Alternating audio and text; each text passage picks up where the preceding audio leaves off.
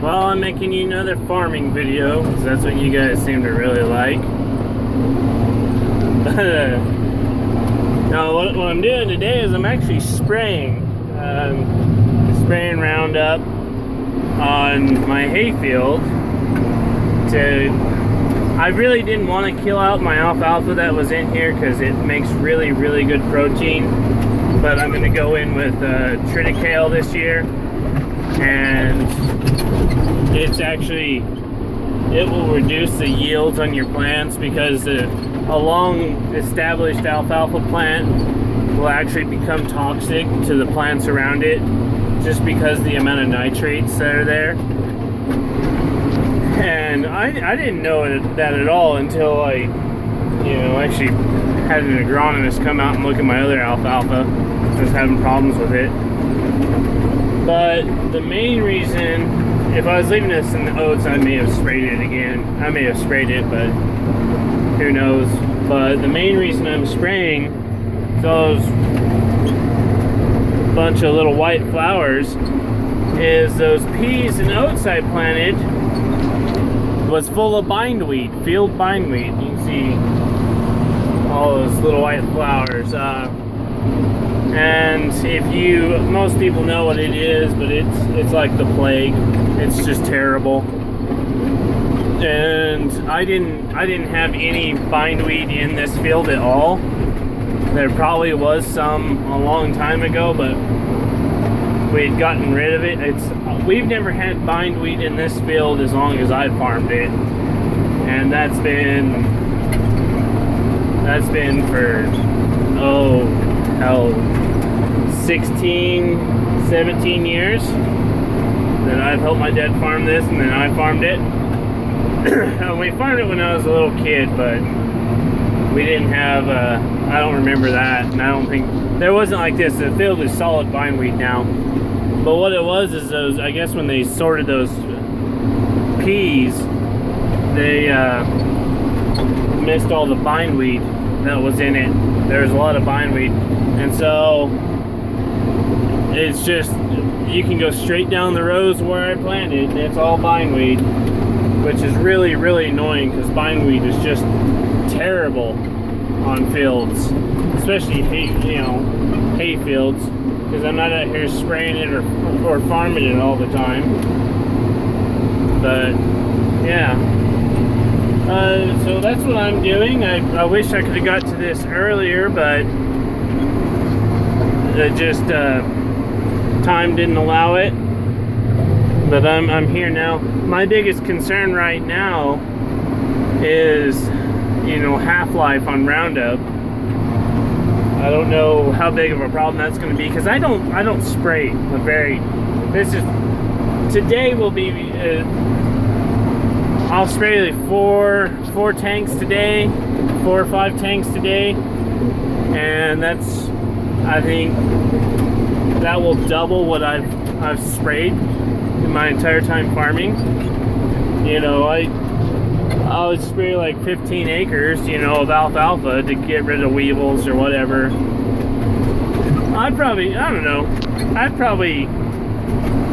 sprayed 5 or 6 loads out of this sprayer by now at least, but today I'm going to do probably that just by itself. So I don't spray that much. I would like to have a better sprayer so I could use it on the ranch for noxious weeds that we have. I'd like to try it, but I'm going to use this sprayer before I go out and buy an expensive sprayer. But I kind of showed it. I bought the booms, but I built the framework for it, and I just have a little roll pump on it, and it works pretty good. It could be a little bit better set up, but it actually works pretty good. I'm happy with it. As little as I use it, it does a pretty good job. I had to get the foam markers for it. Oh my Jesus. I had to get foam markers for it because I am just absolutely terrible at knowing where I've been. And I would like to use GPS at some point, get a guidance deal, but I don't know what to get. I guess that would be a very good question. I've seen a couple of them, they're like Outback or whatever, but they just have a little screen that sits up here and they kind of tell you which way to go. I think that would probably be the best way for me. I don't need something that steers the tractor. I just kind of need something that tells me, you know, what line to stay on. That would probably be the very best thing. But I don't know what's kind of the best unit to get or best for the money. So I'm just stuck with my foam markers, and I finally got them where they work pretty good. You know, it's another thing that I'd never messed with, but yeah, I'm pleased with them. They do the job. You got to kind of set them, or they just run water, or not a foam that won't stay that well, but they do okay. The other thing that's going on is our new pivots arrived today on the truck, so they're going to be putting new pivots up, and that'll be nice, thankfully. And just like everywhere else, it's been super hot and dry here. It's been miserably hot and dry. I can't put enough water down on our feed. It's that hot. Nobody can. There's lots of people who are probably going to have to start turning water off on the corn if we don't start getting more rain. I think I finally got like a ½ inch of rain last night, and that's the first rain I've had since the first week of June. So we've gone almost 2 months without any rain at all. And for about 4 weeks it was 100 degrees plus every day, and that's not heat index, that is the actual temperature, so God knows what the heat index was supposed to be. And that has just cooked the hell out of everything. It makes it really hard to grow anything. To do that, it's put us in some pretty bad fire danger.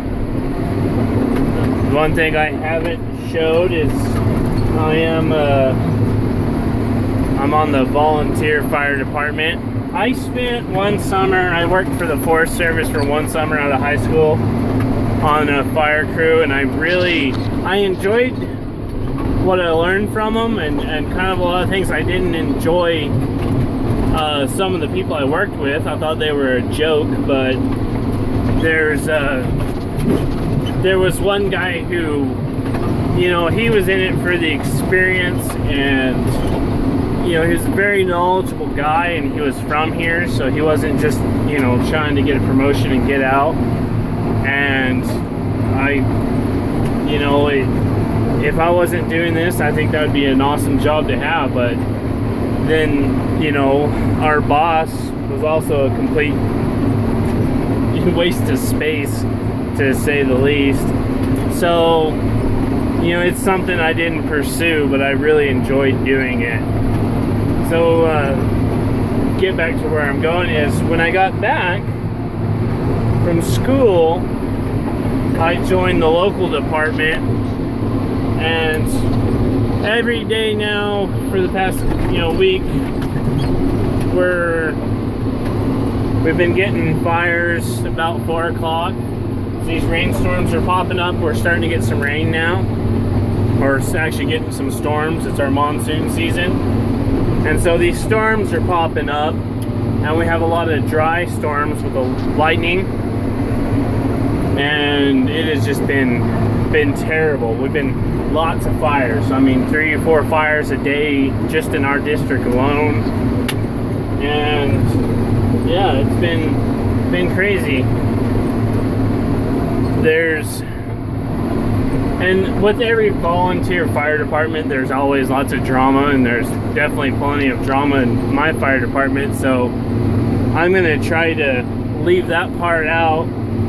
And right now, there's a couple guys who don't show up because, you know, what you'll have is, like, some guys, I've seen this in fire departments, they'll be really gung-ho, and that's kind of what we have. And the gung-ho guy sits on his radio, and if there's ever a call out anywhere, you know, he jumps in the truck and just takes off, and he doesn't wait for any of the rest of the guys around our station to respond.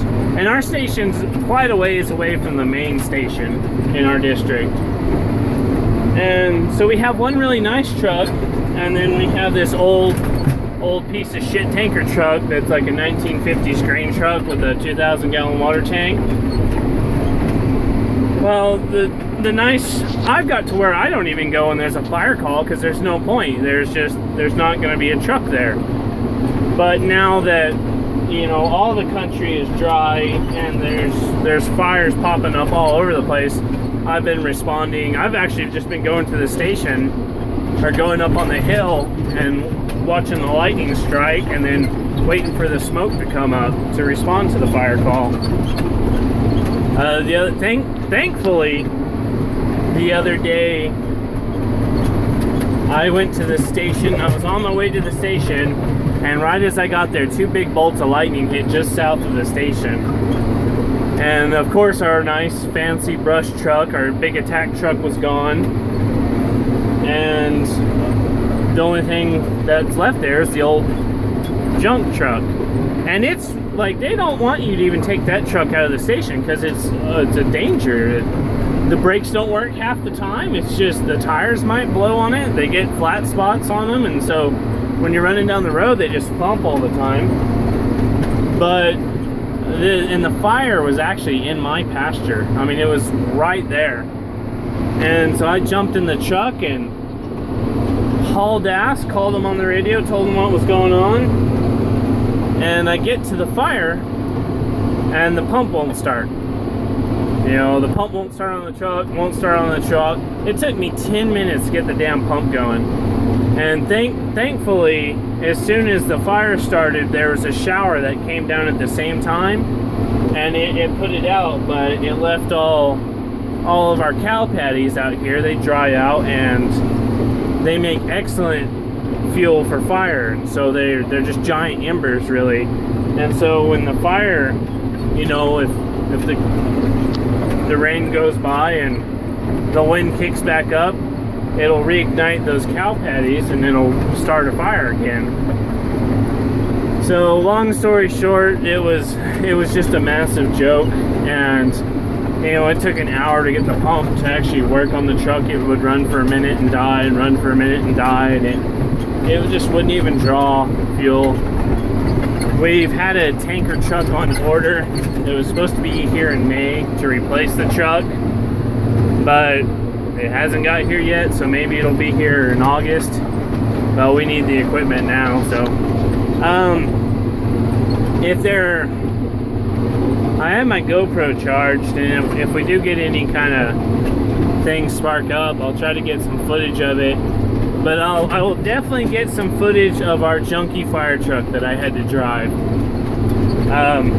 Yeah, it's pretty classy. The part that really got away with me is, so I'm there mopping up this little fire, and the guy who took the nice fire truck shows up, and he drives up behind me, and I didn't have anybody to help me but my dad. He's not even on the fire department, so he's not supposed to be even driving the truck.